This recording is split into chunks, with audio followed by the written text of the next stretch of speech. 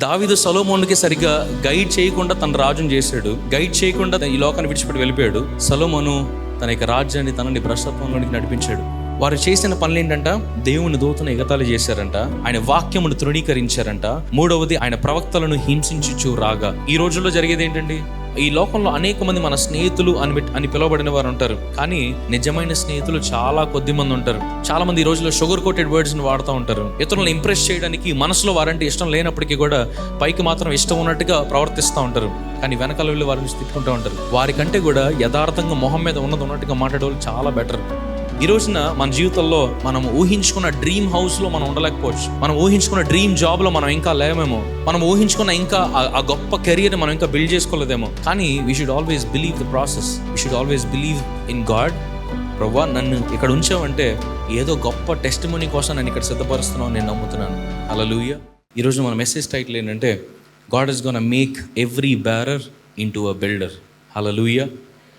Bearer అంటే తెలుసు కదా, మనకు హోటల్లో వర్క్ చేస్తారు కదా, సో వారిని బ్యారర్స్ అంటారు. సో బ్యారర్ని బిల్డర్గా దేవుడు బైబిల్లో ఒక వ్యక్తిని చేశాడు. అతని జీవితంలోంచి జరిగిన ఒక సంఘటన మీకు చూపించాలని ఆశపడతా ఉన్నాను. ఎక్కడున్న ప్రతి ఒక్కరు కూడా ఒక నూతనమైన మాటతో ఇక్కడి నుంచి వారు బయటికి వెళ్ళాలి, నూతనమైన వాగ్దానంతో ఇక్కడి నుంచి మీరు బయటికి వెళ్ళాలి.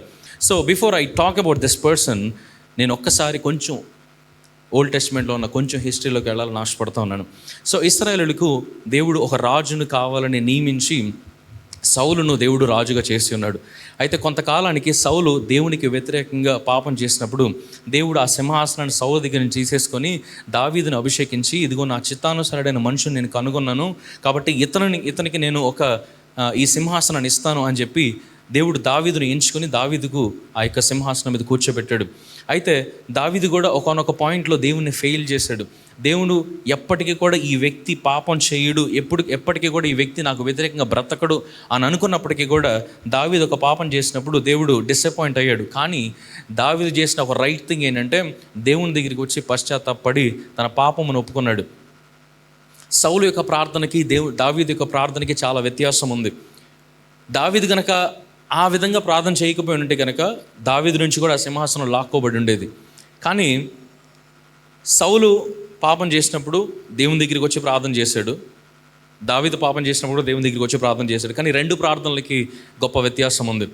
సౌలు దేవుని దగ్గరికి వచ్చి, సౌలుకు దేవుడు ఒక ఇంటిమేషన్ ఇచ్చాడు, సౌలు ఇదిగో నువ్వు చేసిన పనిని బట్టి నేను నీ దగ్గర నుంచి సింహాసనాన్ని లాక్కుంటున్నాను, నీకు ఈ అధికారం తీసేస్తున్నాను అన్నప్పుడు సౌలు దేవుని దగ్గరికి వచ్చి ప్రార్థన చేశాడు, ప్రభువా ఇదిగో నేను నీకు వ్యతిరేకంగా పాపం చేశాను, అయితే దయచేసి ఇదిగో ఈ సింహాసనం మాత్రం నా దగ్గర నుంచి తీసేయమాక, ఈ అధికారం మాత్రం నా దగ్గర నుంచి తీసేయమాక, ఇదిగో ఈ సైన్యము, ఈ జెరూసలేం పట్టణము, ఇవన్నీ నాకు కావాలి, వీటి నుంచి మాత్రం నాకు దూరపరచమాక అని చెప్పి అడుగుతూ ప్రార్థన చేశాడంట.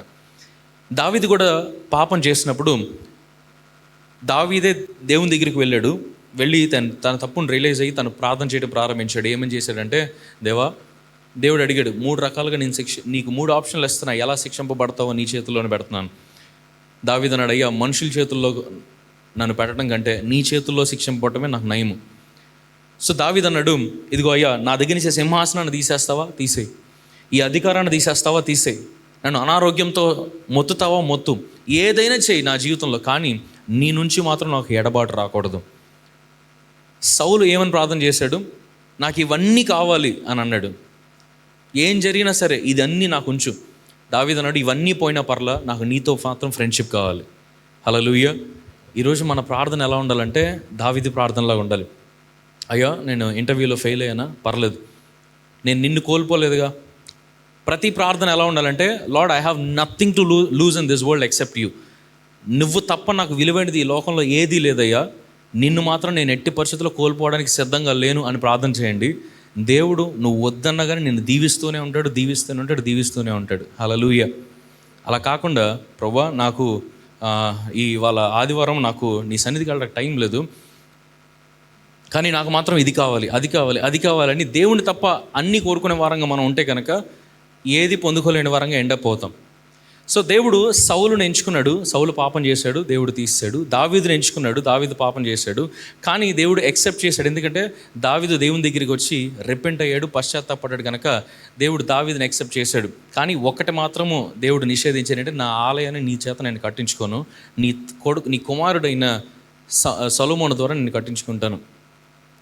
సో ఆ తర్వాత దేవుడు తన కుమారుడైన సొలొమోనుని దేవుడు రాజుగా చేశాడు. రాజుగా చేసిన తర్వాత దావీదునేమో David was a man of God's heart అని అంటారు.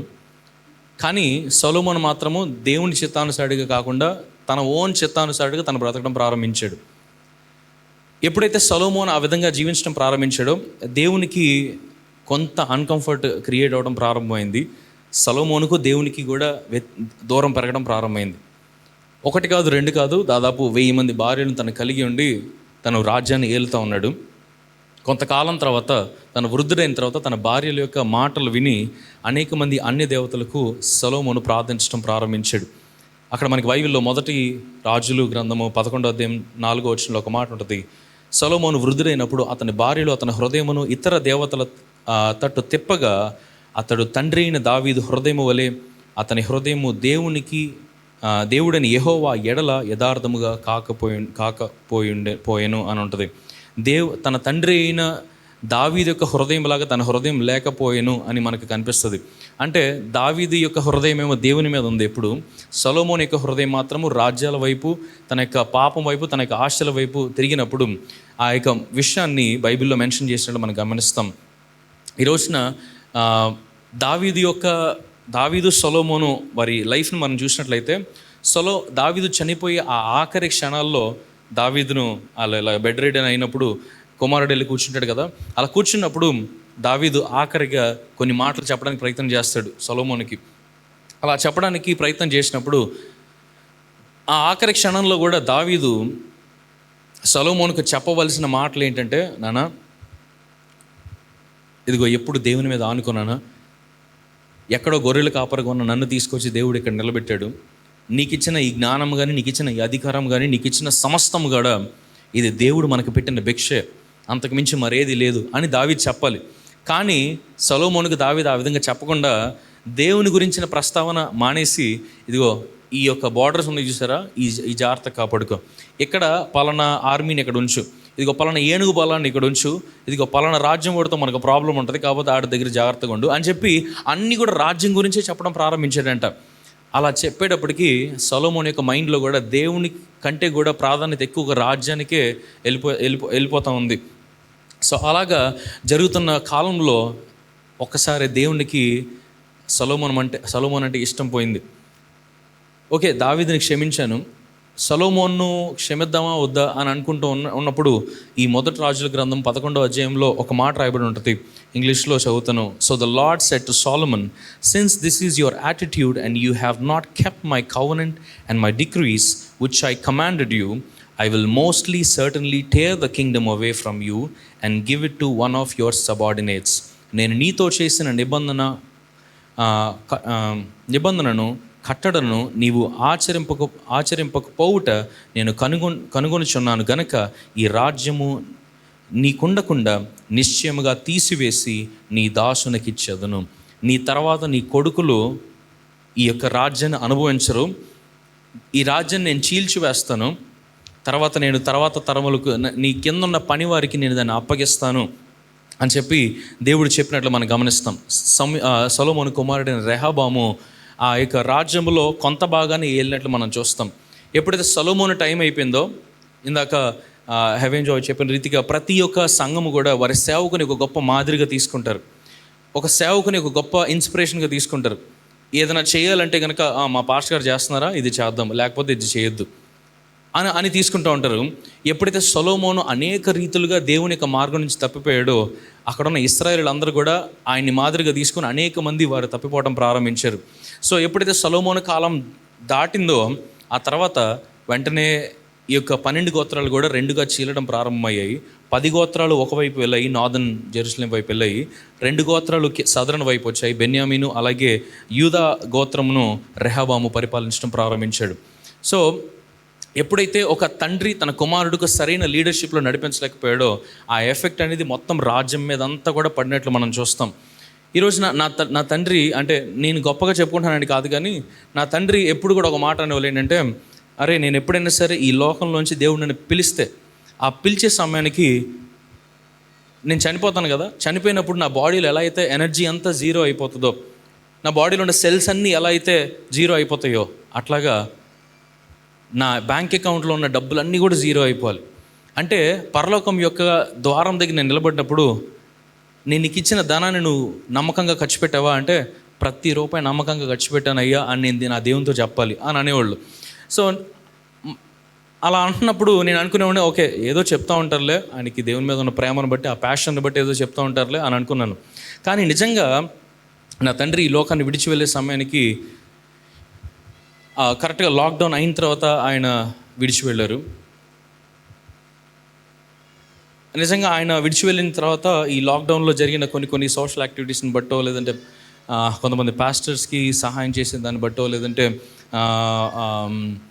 మా సంఘంలో ఉన్న కొంతమందికి హెల్ప్ చేసిన దాన్ని బట్టో, ఇలాగ హాస్పిటల్ ఖర్చులో మొత్తం అన్నీ అయిపోయేటప్పటికి ఆయన చనిపోయిన తర్వాత ఆయన డెత్ సర్టిఫికేట్ వచ్చింది. అది తీసుకొని బ్యాంక్ అకౌంట్స్కి వెళ్ళి క్లోజ్ చేద్దామని వెళ్ళేటప్పటికి ప్రతి అకౌంట్లోనూ 0,0,0,0. ఆయన ఏ మాట అయితే సరదాగా అన్నారని అనుకున్నానో, అది నిజంగా దేవుడు ఆయన జీవితంలో నెరవేర్చారు.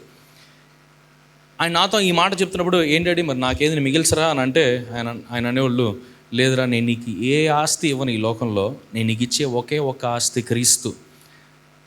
నన్ను ఇన్ని సంవత్సరాలు ఆయనే నడిపించాడు, నువ్వు సేవకు వస్తే రాబోతున్న నీ సంవత్సరాలన్నీ కూడా ఆయనే నిన్ను పోషిస్తాడు, ఆయన నిన్ను నడిపిస్తాడు, నేను నీకు ఇచ్చే ఆస్తి ఆయనే అని చెప్పారు. హల్లెలూయా.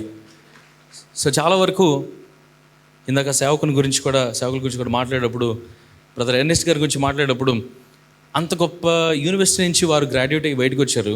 He worked in United states for a couple of years. అవన్నీ విడిచిపెట్టి దేవుని సన్నిధిలో ఇలా హైదరాబాద్ పట్టణానికి వచ్చి, ఆయన కోసం ఒక పెద్ద ప్లాట్ఫామ్ ఏం రెడీగా లేదు. He had to start everything from the scratch. ఎందుకు చేయాల్సి వచ్చిందనంటే, నేను అనుకుంటాను మేబీ చిన్నప్పుడు గోరుముద్దలు తినిపిస్తా అమ్మ చెప్పుంటారేమో, నాన్న ఈ లోకంలో అన్నిటికంటే కూడా సేవే గొప్పదిరా, ఈ లోకంలో అందరికంటే కూడా దేవుడే గొప్పవాడు. ఒక తల్లి అయినా తండ్రి అయినా వారు మాకు లేరు, కానీ మేము ఎంత పెద్దవాళ్ళు అయినప్పటికీ కూడా ఆ ఎమోషన్ ఎప్పుడు కూడా మా హృదయంలో ఉండిపోతుంది. దావీదు సొలొమోనుకి సరిగ్గా గైడ్ చేయకుండా తన రాజును చేశాడు, గైడ్ చేయకుండా ఈ లోకాన్ని విడిచిపెట్టి వెళ్ళిపోయాడు. సొలొమోను తన యొక్క రాజ్యాన్ని తనని భ్రష్టత్వంలోనికి నడిపించాడు. మా తల్లిదండ్రులు మాకు చాలా చక్కని మార్గంలో వారు మమ్మల్ని గైడ్ చేస్తూ వచ్చారు. ఈ లోకంలో ఎంత సంపాదించినా, ఎంత ఉన్నతమైన ప్రదేశాలకు వెళ్ళినా, ఏం చేసినప్పటికీ కూడా ఒక్కసారి దేవుడు నిన్ను రా అని అంటే అన్నీ విడిచిపెట్టి వచ్చేసాయని చెప్పుంటారేమో. అందుకనే ఆయన అన్నీ విడిచిపెట్టి వచ్చేసి హైదరాబాద్లో న్యూ లైఫ్ ఇంటర్నేషనల్ చర్చ్ని ప్రారంభించారు. హల్లెలూయా. ఈ రోజున ఈ యొక్క సంఘంలో ఉండడము నిజంగా మీ యొక్క గొప్ప భాగ్యమై ఉన్నది. ఎందుకంటే ఇది మనుషుల యొక్క ఆలోచనలు బట్టి క్రియేట్ అయింది కాదు, కానీ దేవుని యొక్క పిలుపుని బట్టి క్రియేట్ అయింది. హల్లెలూయా. సో ఈ విధంగా ఎప్పుడైతే సొలొమోను తర్వాత రాజ్యం రెండుగా విడిపోయి, గోత్రాలు రెండుగా విడిపోయినాయో, ఆ తర్వాత అక్కడి నుంచి ఇశ్రాయేలుకి కష్టాలు రావడం ప్రారంభమయ్యాయి. అక్కడి నుంచి దేవుని యొక్క సన్నిధి వారికి దూరంగా ఉండటం ప్రారంభించింది. అక్కడ వారి మీద సిరియా దేశం వచ్చి దాడి చేయడం ప్రారంభించింది, బబులోనుసులు వచ్చి దాడి చేయడం ప్రారంభించారు. వారిలోనికి భ్రష్టత్వం రావడం ప్రారంభించింది, వికెడ్నెస్ వచ్చింది, దుష్టత్వం వచ్చింది, రాజ్యకాంక్ష వచ్చింది. వారిలోనికి ఐడోలట్రీ, విగ్రహారాధన భయంకరంగా వారిలో ప్రవేశించడం ప్రారంభించింది. ఎవరికి నచ్చినట్లుగా వారు బ్రతుకుతూ ఉన్నారు. ఇక దేవుడు చూసి ఉన్నాడు. ఇక ఫైనల్గా దేవుడు వారిని శత్రువుల చేతికి అప్పగించడానికి ఆయన సిద్ధపడ్డట్టు మనం చూస్తాం. దావీదు కాలం నాటికి నుంచి యేసుక్రీస్తు వారికి ఒక 1000 సంవత్సరాలు ఉందనుకుంటే, దాదాపు 586 సంవత్సరం అప్పుడు, బిఫోర్ క్రైస్ట్ 586 అప్పుడు బబులోను దేశం వచ్చి ఇశ్రాయేలు మీదకి దండెత్తి వచ్చి సొలొమోను కట్టిన ఆ మందిరాన్ని వారు కూల్చివేసి, వారి ప్రాకారాలను కూల్చివేసి, ఇశ్రాయేలును దొరికిన వారిని దొరికినట్లుగా చంపినట్లు మనం గమనిస్తాం. దినవృత్తాంతముల గ్రంథము 2 Chronicles చాప్టర్ 36:16 ఒక మాట ఉంటుంది. వారు దేవుని దూతను ఎగతాళి చేయొచ్చు, ఆయన వాక్యమును తృణీకరించచ్చు, ఆయన ప్రవక్తలను హింసించుచు రాగా నివారింప సఖ్యము కాకుండా యెహోవా కోపము ఆయన జనుల మీదకి వచ్చెను. వారు చేసిన పనులు ఏంటంట? దేవుని దూతను ఎగతాళి చేశారంట, ఆయన వాక్యమును తృణీకరించారంట, మూడవది ఆయన ప్రవక్తలను హింసించుచు రాగా. ఈ రోజుల్లో జరిగేది ఏంటండి? దేవుని నామాన్ని వ్యర్థంగా ఎంచుతున్నారు, ఆయన వాక్యాలను తృణీకరిస్తున్నారు, ఆయన ప్రవక్తలను హింసిస్తున్నారు, ఆయన సేవను అనేక మంది అడ్డుకుంటూ ఉన్నారు. సో ఈ 3 వారి రోజుల్లో వారు చేశారంట. దేవుడు వెంటనే ఆయన కోపమును వారి మీదకి రప్పించారంట. Can we have that image of the timeline of Babylon? So ఈ యొక్క ఇమేజ్ని మీరు చూసుకున్నట్లయితే ఆ 586 అప్పుడు బబులోను దేశం వచ్చి ఇశ్రాయేలు మీదకి వారు దండెత్తి వచ్చినట్లు మనం చూస్తాం. 70 years ఆఫ్ ఎక్సైల్ని వారు అనుభవించారు. 70 సంవత్సరాల శ్రమలను వారు అనుభవించారు. అక్కడ మనకు కనిపిస్తుంది 2 Chronicles chapter 36 verse 17లో అతడు వారికి పరిశుద్ధ స్థలముగానున్న మందిరములో వారి యవనస్తులను ఖడ్గము చేత సంహరించెను అని ఉంటుంది. ఎవరెవరైతే దొరికారో వారందరినీ కూడా దొరికిన వాళ్ళు దొరికినట్టుగా చంపేశారంట. ఖడ్గము చేత హతము కాకుండా తప్పించుకుని వారిని అతడు బబులోనుకు తీసుకొని పోయాను. మ్యాక్సిమం చంపడానికి ప్రయత్నం చేశారంట. చావకుండా బ్రతికిన వాళ్ళందరినీ కూడా తీసుకొని వెళ్ళి బానిసలుగా బబులోను దేశం తీసుకెళ్లారంట.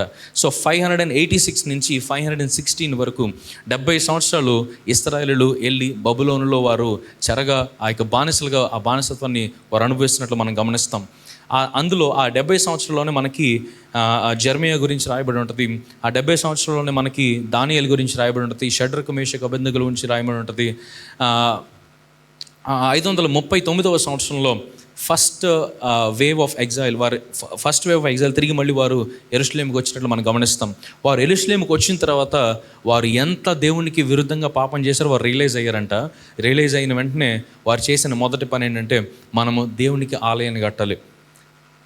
వారు కనీసం ఒక గోడను కూడా ఉంచకుండా బబులోను దేశస్తులు దేవుని యొక్క ఆలయాన్ని వారు పడగొట్టినప్పుడు ఆ సెకండ్ టెంపుల్ని తిరిగి మళ్ళీ కట్టాలని చెప్పి వారు ప్రయత్నం చేసినట్లు మనం గమనిస్తాం. ఆ సెకండ్ టెంపుల్ని వారు తిరిగి మళ్ళీ 539 అప్పుడు వారు కట్టడం ప్రారంభించారు. 516 వరకు వారు దాన్ని 23 సంవత్సరాలు వారు తిరిగి మళ్ళీ ఆ యొక్క టెంపుల్ని రీబిల్డ్ చేసినట్లు మనం గమనిస్తాం.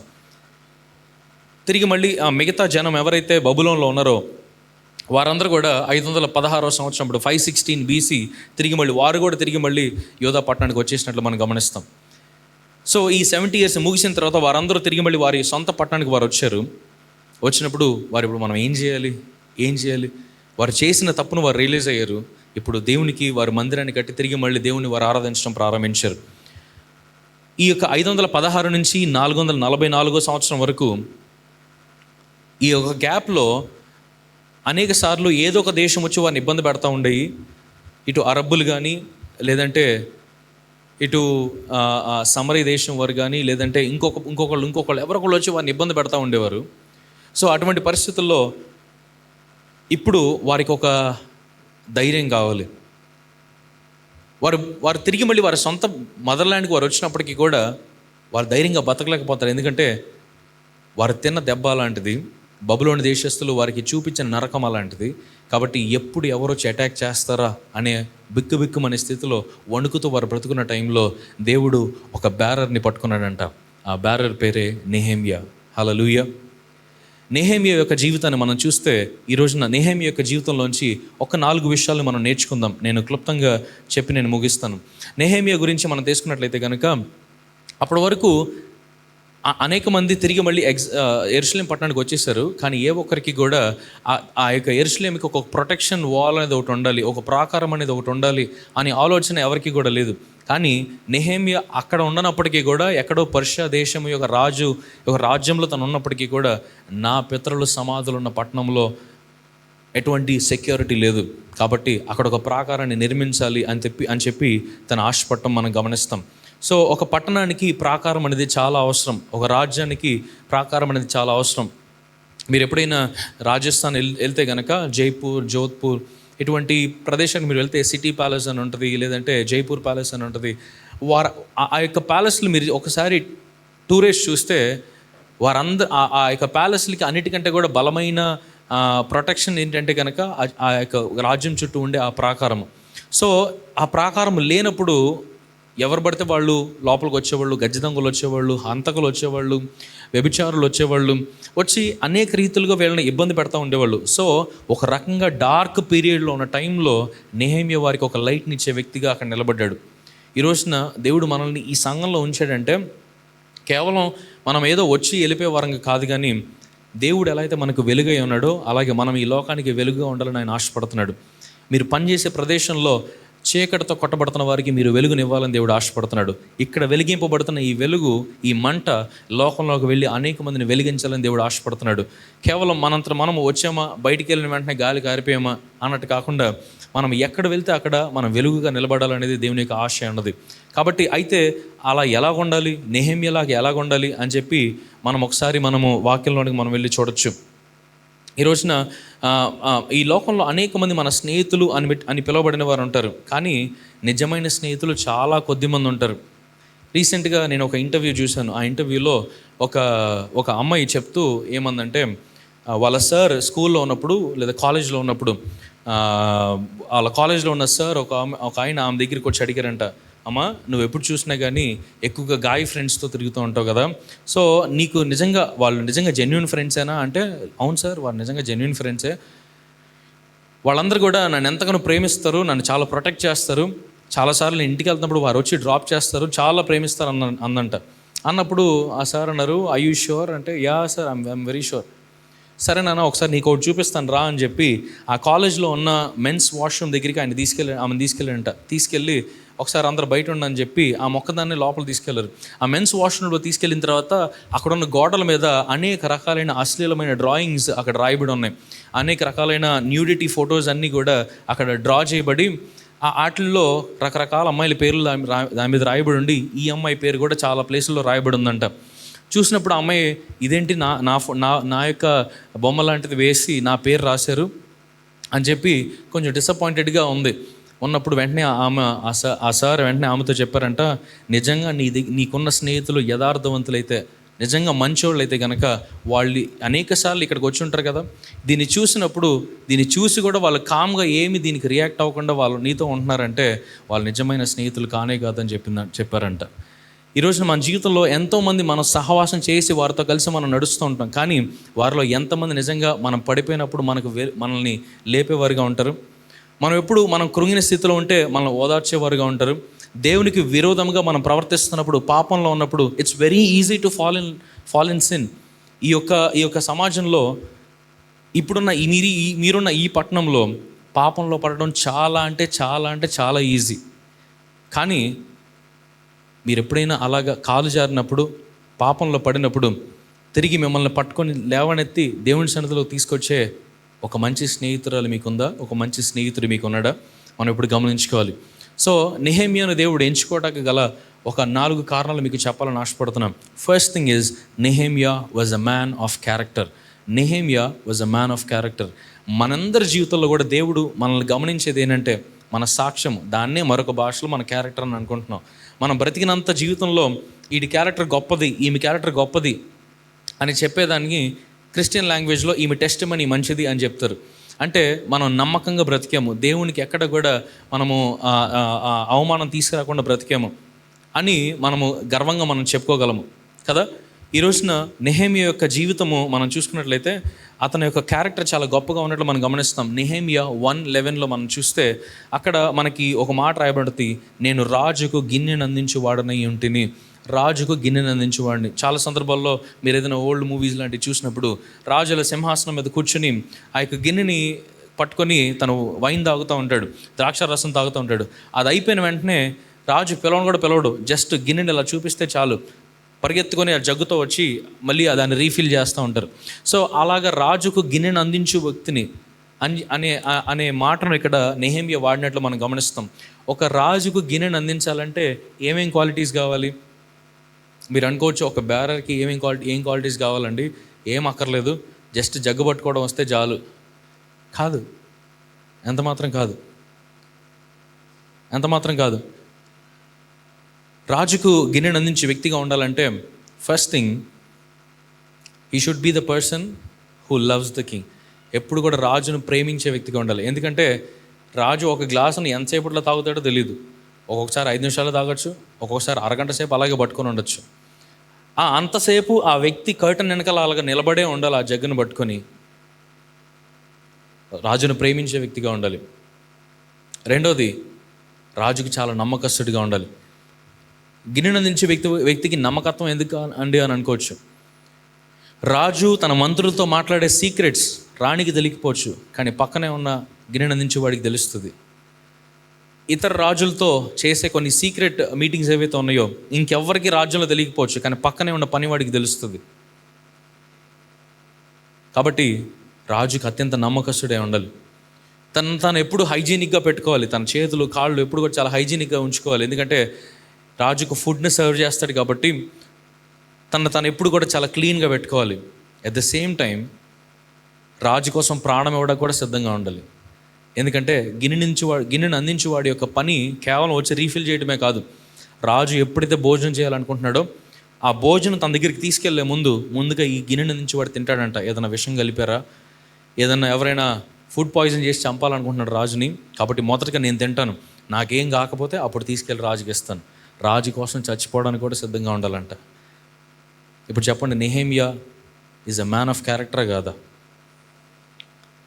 మనం అనుకుంటాం ఒక బేరర్కి ఏముంటుందా, కానీ తను రాజు పక్కనే ఉండి అనేకమైన విషయాలను అక్కడ దేవుడు తనకి నెహెమ్యాకి నేర్పిస్తున్నట్లు మనం గమనిస్తాం. అది చాలా చిన్న పొజిషన్ అయి ఉండొచ్చు, నలుగురిలోనూ చాలా గొప్పగా గౌరవంగా చెప్పుకునే పొజిషన్ కాకపోయి ఉండొచ్చు, కానీ దేవుడు ఆ పరిస్థితిలో నెహెమ్యాను ఉంచాడంటే ఏదో నెహెమ్యాకి దేవుడు నేర్పించాలని ఆశపడుతున్నాడు. నెహెమ్యా చేత ఒక గొప్ప కార్యమును చేయించబోతా ఉన్నాడు. దానికోసము నెహెమ్యాను రాజు పక్కనే ఉంచి రాజు ద్వారా అనేకమైన విషయాలు నేర్పిస్తా ఉన్నాడంట. హల్లెలూయా. ఈ రోజున మన జీవితంలో మనము ఊహించుకున్న డ్రీమ్ హౌస్లో మనం ఉండలేకపోవచ్చు. మనం ఊహించుకున్న డ్రీమ్ జాబ్లో మనం ఇంకా లేమేమో. మనం ఊహించుకున్న ఇంకా ఆ గొప్ప కెరియర్ని మనం ఇంకా బిల్డ్ చేసుకోలేదేమో. కానీ we should always believe the process. We should always believe in God. ప్రభువా, నన్ను ఇక్కడ ఉంచావంటే ఏదో గొప్ప టెస్టిమనీ కోసం నేను ఇక్కడ సిద్ధపరుస్తున్నావు, నేను నమ్ముతున్నాను. హల్లెలూయా. నెహెమ్యా డిసప్పాయింట్ అవ్వాలా. నన్ను ఎందుకు ఇక్కడ ఉంచాడు దేవుడు, ఇంత చిన్న పని ఏంటి, నేను అందరికి ఏం చెప్పుకోవాలి, నాకు లీవ్స్ ఉండవు ఏముండవు అని అనుకోలే. దేవుడు నన్ను ఇక్కడ ఉంచాడంటే ఏదో గొప్ప పని కోసం నన్ను సిద్ధపరుస్తున్నాడు అనుకుంటా.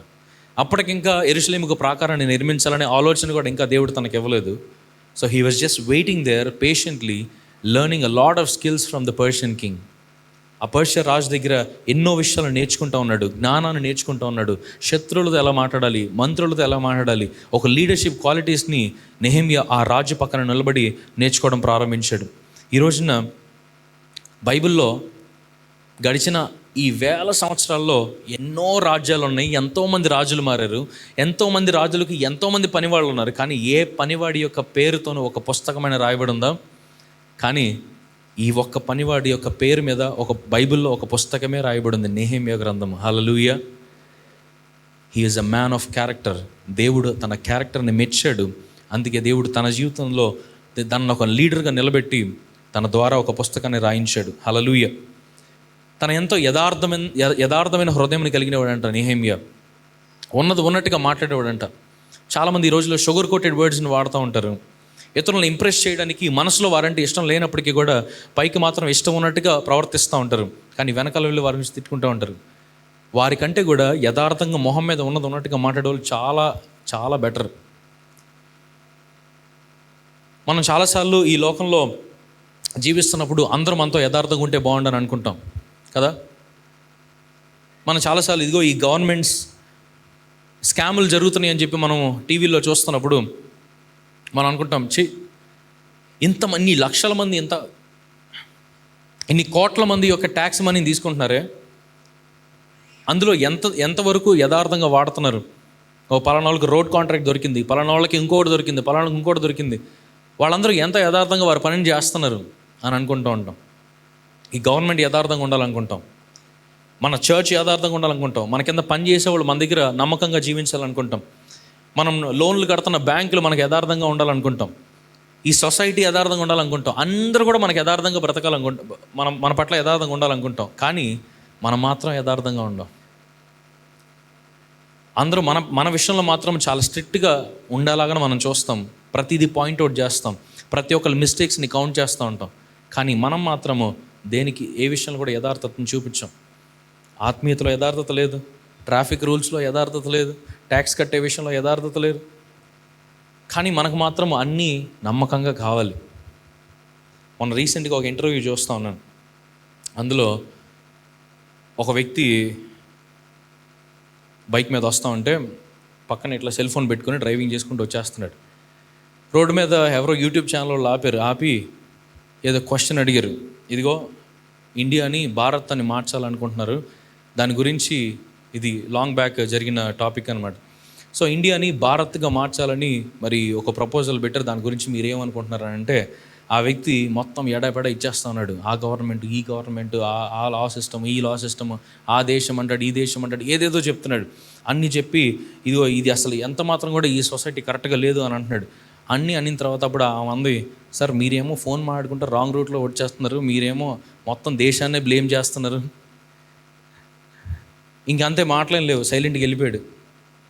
సో చాలా వరకు మన జీవితంలో కూడా మనకు అలాగే కనిపిస్తూ ఉంటుంది.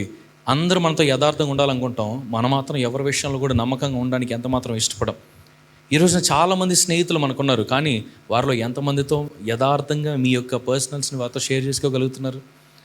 అమ్మో, ఇప్పుడు వీళ్ళతో ఈ విషయం చెప్పానంటే రేపొద్దున నా గురించి ఇంకెవరి దగ్గర నుంచి వినాల్సి వస్తుందో కదా. ఉండడానికి మాత్రం ఫేస్బుక్లో 5000 ఫ్రెండ్స్, ఇన్స్టాగ్రామ్లో ఎంతమంది ఫాలోవర్స్ కావాలి, కానీ we really don't share our personal with anybody. ఎవరితోనూ మన పర్సనల్ స్టఫ్ని షేర్ చేసుకోవడానికి ఇష్టపడట్లా.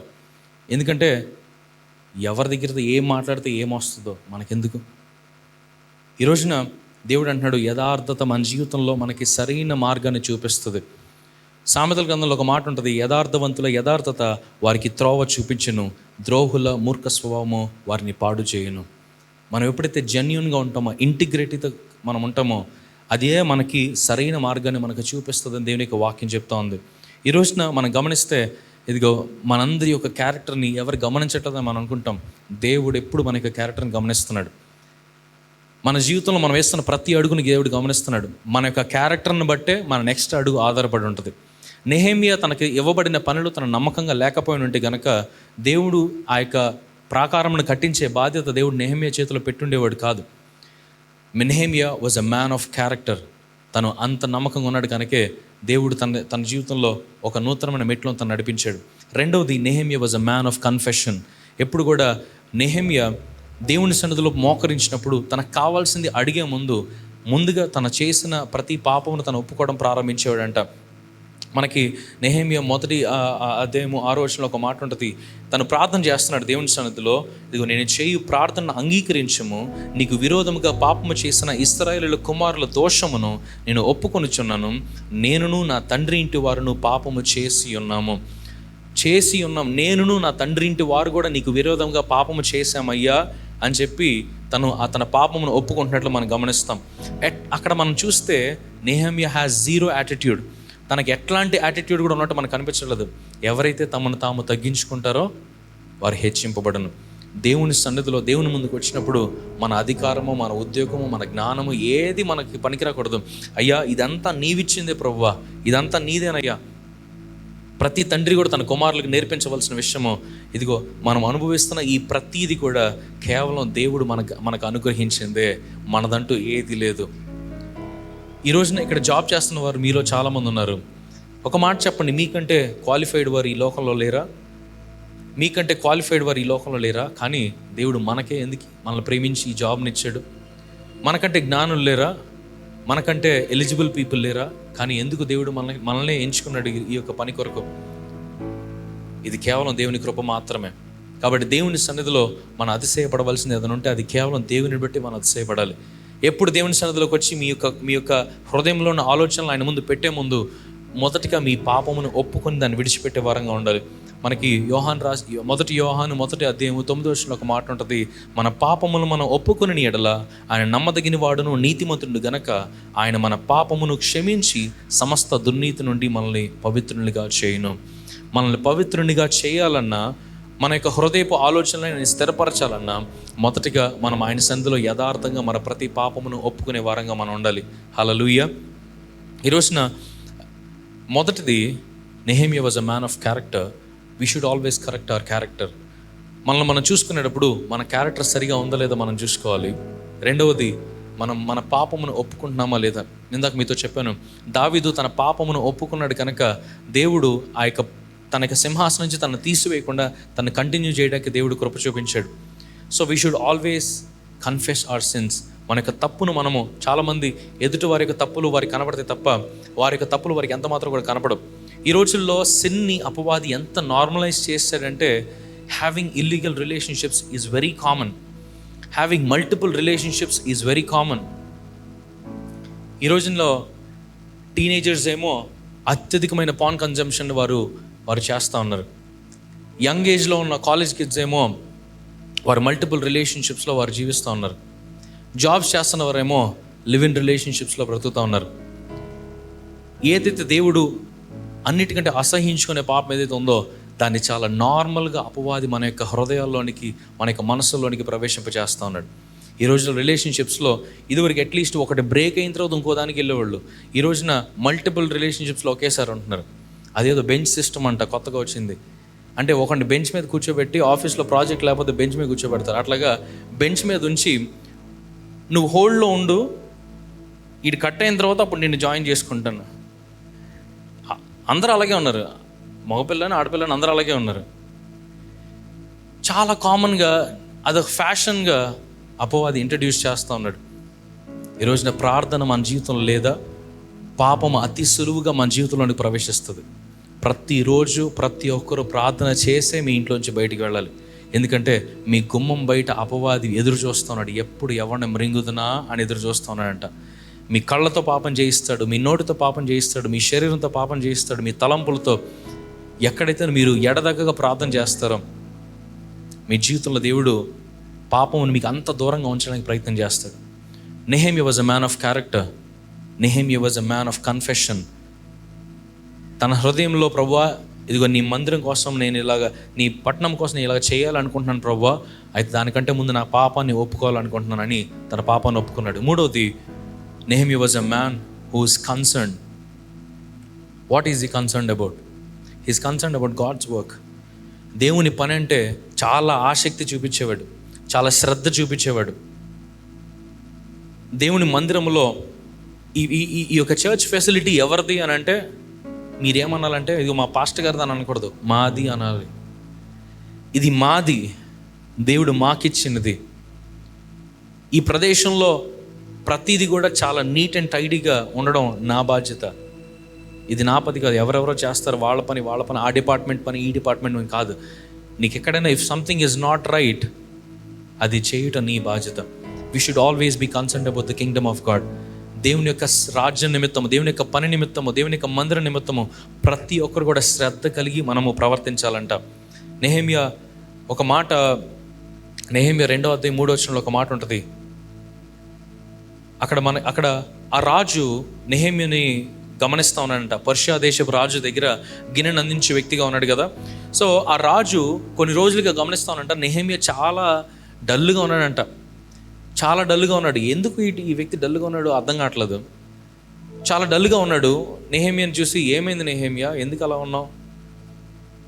రాజు ఎన్నో పనులు ఉన్నాయి కానీ అబ్జర్వ్ చేశాడు. ఒకసారి ఇంకా టైం దొరికినప్పుడు అడిగేశాడు, Nehemiah why are you upset, why are you dull, ఎందుకు ఎలాగ ఉన్నావు అని అంటే, నెహెమ్యా ఒక మాట చెప్పాడు. ఏంటంటే, నేను మిగిలిన భయపడి రాజు చిరంజీవి అగునుగాక, నా పితరుల సమాధులుండు పట్టణము పాడైపోయి దాని గుమ్మములను అగ్నిచేత కాల్చబడి ఉండగా నాకు దుఃఖ ముఖము లేకపోయినా అని రాజుతో అంటిని.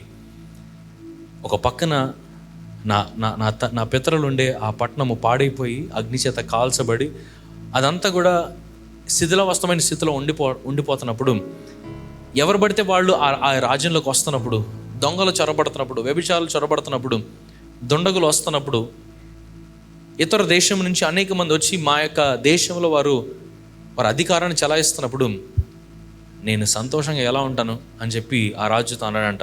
ఆ రాజుని అడిగాడు, అయ్యా నువ్వు నాకు ఒక్క 2 నెలలు టైం ఇచ్చావంటే వెళ్ళి నా పట్టణానికి ప్రాకారాన్ని కట్టేసి వస్తాను. రాజు అన్నాడు, ఏంటి జోక్ చేస్తున్నావా? మీ వాళ్ళు మందిరం కట్టడానికే దాదాపు 30 సంవత్సరాలు తీసుకున్నారు, నువ్వు 2 నెలలు ఎలా కడతావు? ఒక చిన్న మందిరం కట్టడానికే, ఒక చిన్న దేవాలయం కట్టడానికే దాదాపు 30 సంవత్సరాలు 23 సంవత్సరాలు తీసుకున్నారు. నువ్వేంటి జోక్ చేస్తున్నావు, 2 నెలలు అలా కట్టేస్తావు, నువ్వు వెళ్ళడానికి వీల్లేదు. ఆయన అన్నాడు, రాజా ప్లీజ్ ఒక్క 2 నెలలు టైం ఇవ్వండి, నేను ఎక్కువ అడగట్లేదు, 2 నెలల్లో కట్టేస్తాను. ఎంత విశ్వాసమో చూడండి. అక్కడ 2 నెలల్లో ఒక పెద్ద పట్టణానికి ప్రాకారాన్ని కడతాడంట. ఈ రోజున మనకు కూడా అటువంటి విశ్వాసం కావాలి. ఎప్పుడైనా మీరు ప్రార్థన చేస్తున్నామంటే ఏదో గుడ్డిగా ప్రార్థన చేసుకుంటూ వెళ్ళిపోతున్నామని కాదు, ఒక టైం లైన్ పెట్టాలి మనం దేవునికి. చాలాసార్లు మనం 40 days ఫాస్టింగ్ ఉంటాం, 21 days ఫాస్టింగ్ ఉంటాం, 7 days ఫాస్టింగ్ ఉంటాం. సో ఆ ప్రార్థనలో ఆ 7 days ఫాస్టింగ్ ప్రేయర్ పెట్టినప్పుడు మీలో చాలామంది ఇక్కడికి వస్తారు, చర్చ్ అందరితో కలిసి 7 days ఫాస్టింగ్ ఉంటారు.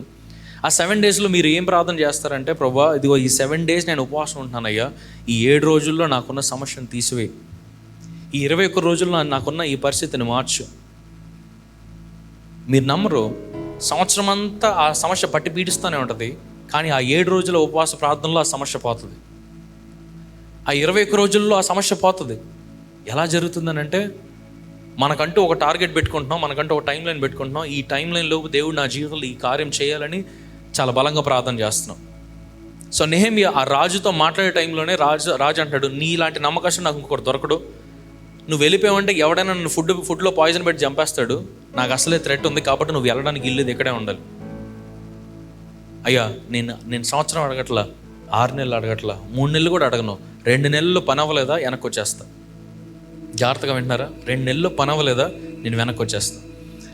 సరే ఇంతలా అడుగుతున్నాడు కదా పాపం, ఎప్పటి నుంచో మొహం ఎలా పెట్టి కూర్చున్నాడు. సరే నెహెమ్యా వెళ్ళు, నీకు 2 నెలలు టైం ఇస్తున్నాను, పని పూర్తయినా అవ్వకపోయినా నువ్వు తిరిగి వచ్చేయాలి. నెహెమ్యా తిరిగి వచ్చాడు. నెహెమ్యా చాప్టర్ 1లో మనకి తనకు కలిగిన ఈ యొక్క అనుభూతిని గురించి, రాజుతో తను పంచుకున్న ఆ లీవ్, అప్లై చేస్తున్న లీవ్ గురించి, దేవుని సన్నిధిలో పాపాన్ని ఒప్పుకుంట పరిస్థితి గురించి నెహెమ్యా చాప్టర్ 1లో ఉంటుంది.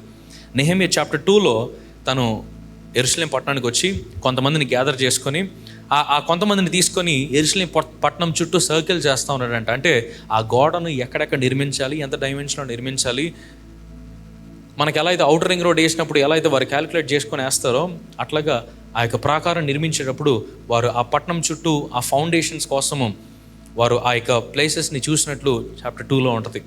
చాప్టర్ 3లో నెహెమ్యా చాప్టర్ 3లో వారు ఆ యొక్క బిల్డింగ్, ఆ యొక్క కన్స్ట్రక్షన్ని ప్రారంభించినట్లు మనం చూస్తాం. ఆ కన్స్ట్రక్షన్ని ప్రారంభిస్తారు. చాప్టర్ 4లో అనేక దేశాల నుంచి వారికి అపోజిషన్ రావడం ప్రారంభమవుతుంది. వారి యొక్క శత్రువులైన అరబ్బులు, అలాగే సమరీలు, అలాగే మోయాబీలు, ఇలాగ చాలామంది వారి మీదకి వచ్చి అది జరగకుండా వారిని ఇబ్బంది పెడుతూ ఉంటారు, వారి మీద యుద్ధం చేస్తూ ఉంటారు. చాప్టర్ 6లో నెహెమ్యా చాప్టర్ 6 verse 15లో ఒక మాట ఉంటుంది, ఈ ప్రకారము ఏలులు మాసము 55 దినములందు 52 daysలో ప్రాకారమును కట్టుట సమాప్తమాయను. హల్లెలూయా. చాప్టర్ 6లో verse 15లో ఈ మాట రాయబడి ఉంటుంది, 52 దినములలో ఆ యొక్క ప్రాకారము కట్టుట కంప్లీట్ అయినట్లు మనం గమనిస్తాం. ఇప్పటికీ కూడా మీరు జెరూసలేం వెళ్తే మీకు ఆ యొక్క వాల్ మీకు కనపడుతుంది. So the first one, Nehemiah was a man of character. Nehemiah was a man of confession. మూడవది, Nehemiah was a man of concern. దేవుని యొక్క పని అంటే ఎంతో, నిజానికి తన అంత కష్టపడి వెళ్ళి అక్కడ చేయాల్సిన పని లేదు. He was in a comfortable place. రాజు ఏది తింటే అది తింటాడు, రాజు ఎక్కడ ఉంటే అక్కడే ఉంటాడు. తనకంటే గొప్ప ప్లేస్ ఇంకెవరికి లేదు రాజ్యంలో. Even though he is in a most comfortable place, he was always thinking about his home land. దేవుడు వారికి వాగ్దానం ఇచ్చిన వాగ్దాన పట్టణం గురించి ఆలోచిస్తూనే ఉన్నాడు. ఇది ఎవరో చేసేది కాదు, నేనే వెళ్ళి చేస్తాను. నేను ఇక్కడ ఒక బేరర్గానే పనిచేయచ్చు, కానీ నేను అక్కడికి వెళ్ళి ఒక బిల్డర్గా నేను పనిచేస్తానని చెప్పి అక్కడికి వెళ్ళి కట్టడం ప్రారంభించాడు. And the last one, we're closing. The last one is, he is a man of courage. Nehemiah was a man of courage. ఎంతో ధైర్య సాహసాన్ని కలిగిన వాడిగా మనకు అక్కడ తనకు కనిపిస్తాడు. నిజానికి ఒక ఇల్లు కట్టడానికి కానీ, లేదంటే ఒక కన్స్ట్రక్షన్ చేయడానికి కానీ ఎంతో కష్టమవుతుంది, ఎన్నో పోరాటాలు ఎదురవుతూ ఉంటాయి. ఈ ప్రదేశాన్ని కట్టడానికి చాలా ఈజీగా మీకు కనపడచ్చు. నేను ఇక్కడికి అడుగుపెట్టినప్పుడు కూడా మొదటిసారి ఈ యొక్క వర్క్ అంతా జరుగుతున్నప్పుడు చాలా సంతోషించి ఉండొచ్చు. మనం అంతకంటే ఏం చేయలేము, కానీ నిజంగా దీన్ని స్క్రాచ్ నుంచి ప్రారంభించిన సేవకుల కుటుంబానికి మాత్రమే తెలుసు దీనిలో వారు ఎదుర్కొన్న పోరాటాలు ఏంటో. ఒక మందిరాన్ని ఒక ఇల్లు కట్టాలంటేనే ఎంతోమందిని ఒప్పించాల్సి వస్తుంది. గవర్నమెంట్లో ఉన్న ఈ యొక్క బిల్డింగ్ ఇన్స్పెక్టర్లు వాళ్ళు వీళ్ళు లేనిపోని క్లాజెస్ అన్నీ కూడా వారు పెట్టి అది కట్టకుండా ఆపేస్తూ ఉంటారు. అలాంటిది ఒక మందిరం కట్టాలంటే లిటరల్లీ మనం నరకంతో పోరాడాలంట. నరకంలో ఉన్న దురాత్మలతో పోరాడాలి. ఈరోజు ఇంతమంది కలిసి ఈ ప్రదేశంలో ఇలా ఆరాధించుకోగలుగుతున్నారంటే ఆ కుటుంబము సాతానుతో పోరాడి వారు గెలిచారు కనుకనే ఈ ప్రదేశం ఈ విధంగా రూపుదిద్దుకుంది. హల్లెలూయా. ఇక చర్చ్ ఫెసిలిటీ ఇంత అద్భుతంగా దేవుడు దయచేశాడంటే వారి ప్రార్థన, వారి పోరాటం, వారి ధైర్యం. నెహెమియా ఎలా అయితే హీఈస్ అ మ్యాన్ ఆఫ్ కరేజో, బ్రదర్ ఎర్నెస్ట్ గారు కూడా he's a man of courage. ఎవరు ఎన్ని అన్నప్పటికీ కూడా, ఎటువంటి శోధనలు వారికి ఎదురైనప్పటికీ కూడా వారు ఎంత మాత్రం కూడా భయపడకుండా వారు ముందుకు వెళ్తూ దేవుని విశ్వాసంతో ఈ యొక్క ఫెసిలిటీని వారు నిర్మించడం మనం గమనిస్తాం. అక్కడ మనం గమనిస్తే నెహెమియా చాప్టర్ 4:17 ఒక మాట ఉంటుంది. ఆ గోడ కట్టేవారు ఎవరైతే ఉన్నారో వారు మధ్యలో జారిపోతూ ఉన్నారంట. అంటే వారు మధ్యలో అమ్మో మా వల్ల కాదు, పలానా దేశం వాళ్ళు యుద్ధానికి వస్తున్నారు, మేము చచ్చిపోవడం మాకు ఇష్టం లేదు, మేము వెళ్ళిపోతాం. ఎప్పటికప్పుడు నెహెమియా ఉండి పర్షియా రాజు దగ్గర ఏదైతే నేర్చుకున్నాడో ఆ లీడర్షిప్ క్వాలిటీస్ అన్నిటిని కూడా ఇక్కడ ఉపయోగించడం ప్రారంభించాడు. అక్కడున్న ప్రతి ఒక్కరిని ఎంకరేజ్ చేయడం ప్రారంభించాడు. ఇదిగో this is for your better future. ఇది ఈ రోజు కోసం కాదు, ఈ రోజు నువ్వు ప్రాణం పెట్టినా రేపటి రోజున నీ బిడ్డలు క్షేమంగా బ్రతుకుతారు. ఇందులో ఈ రోజు నువ్వు పోరాడితే రేపొద్దున వారు సమాధానంగా పీస్ఫుల్గా వారు బ్రతుకుతారు. ఇందులో ఇది ఎవరి కోసమో చేయట్లేదు, నువ్వు నీ కోసం, నీ బిడ్డల కోసం, నీ భార్య కోసం, నీ తర్వాత తరం కోసం నువ్వు చేస్తున్నావు అని చెప్పి వారిని ఎంకరేజ్ చేస్తున్నప్పుడు ఒక్కొక్కళ్ళు ఒక చేత్తోనేమో బరువును మోస్తూ మరొక చేత్తోనేమో ఆయుధాన్ని పట్టుకుంటూ వారు ఒక పక్కన పని చేస్తూ ఇంకొక పక్కన శత్రువులతో పోరాడుతూ ఉన్నారంట. హల్లెలూయా. పనివారిని కూడా యోధులుగా మార్చిన శక్తి నెహెమియాకు దేవుడు ఆ సమయంలో ఇచ్చాడు. హల్లెలూయా. ఈ రోజున బ్యారర్గా ఉన్న మనల్ని దేవుడు బిల్డర్గా మార్చే దేవుడే అన్నాడు. ఈరోజు మీ జీవితంలో ఏదైతే కూలిపోయిందో దాన్ని తిరిగి మళ్ళీ మీ చేత దేవుడు కట్టించే దేవుడుగా ఉన్నాడు. ఏదైతే నష్టపోయి ఉన్నారో ఆ నష్టాన్ని మీకు లాభంగా మార్చే దేవుడే ఉన్నాడు. ఏదైతే మీరు ప్రతికూల పరిస్థితులుగా ఉన్నాయో ఆ ప్రతికూల పరిస్థితిని అనుకూలంగా దేవుడు మీ జీవితంలో చేసే దేవుడుగా ఉన్నాడు. హల్లెలూయా. ఈ రోజున ఒక్క వాగ్దానాన్ని మనం తీసుకొని ఇక్కడి నుంచి మనం బయటకు వెళ్దాము. కీర్తనలో 23:4 దేవుడు ఒక మాట రాయబడి ఉంటాడు. గాఢాంధకారపు లోయల్లో నేను సంచరించనను, ఏ అపాయమునకు భయపడను. నీవు నాకు తోడయ్యుందువు, నీ దుడ్డు కర్రయు నీ దండమును నన్ను ఆదరించును. నా శత్రువుల ఎదుట నీవు నాకు భోజనమును సిద్ధపరచుదు. నూనెతో నా తలను అంటి ఉన్నావు, నా గిన్నె నిండి పొర్లుచున్నది. నేను బ్రతుకు దినములన్నీ కృపాక్షేమములే నా వెంట వచ్చును. చిరకాలము యెహోవా మందిరములో నేను నివాసము చేసేదను. హల్లెలూయా. చిరకాలము దేవుని యొక్క సన్నిధిలో మనం నివాసము చేయుదుముగాక. ఎక్కడైతే ఐక్యత ఉంటుందో, ఎక్కడైతే సమాధానం ఉంటుందో, ఎక్కడైతే ప్రేమ ఉంటుందో, ఎక్కడైతే త్యాగం ఉంటుందో అక్కడ దేవుడు మనకు వాగ్దానం చేస్తున్నాడు. ఆశీర్వాదమును శాశ్వత జీవమును మీకు ఇచ్చేదను. ఆశీర్వాదం అనేది ఈ లోకానికి సంబంధించింది, శాశ్వత జీవం అనేది పరలోకానికి సంబంధించింది. మీరు ఎప్పుడైతే నా సన్నిధిలో నాకు నమ్మకస్తులుగా జీవిస్తారో ఈ లోకంలో నేను మిమ్మల్ని దీవిస్తాను, పరలోకంలో శాశ్వత జీవాన్ని ఇస్తాను. హల్లెలూయా. సో ఇక్కడ ఉన్న ప్రతి ఒక్కరిని బట్టి మరొకసారి నేను విజ్ఞాపకం చేస్తాను, మన క్యారెక్టర్లో మనం నమ్మకంగా ఉండాలి. మన యొక్క కన్ఫెషన్లో మన దేవుని సన్నిధిలో విధేయులుగా ఉండాలి. మన దేవుని పని అంటే కన్సర్న్ మనం కలిగి ఉండాలి. 4వది, ఎట్లాంటి పోరాటాలు మన ముందు ఎదురైనప్పటికీ కూడా మనం కరేజ్తో ముందుకెళ్ళాలి, ధైర్యంతో మనం ముందుకెళ్ళాలి. ఎప్పుడైతే ఈ 4 క్వాలిటీస్ మన జీవితంలో మనము సరిగ్గా మనం మెయింటైన్ చేయగలుగుతామో దేవుడు ఎట్లా నీ పరిస్థితి ఉన్నప్పటికీ కూడా దేవుడు నిన్ను ఒక బిల్డర్గా మార్చి నీ తరములకు కూడా దేవుడు నిన్ను ఆశీర్వాదకరంగా చేసే దేవుడే ఉన్నాడు. హల్లెలూయా. ఈ చిన్న మాటలను దేవుడు దీవించును గాక.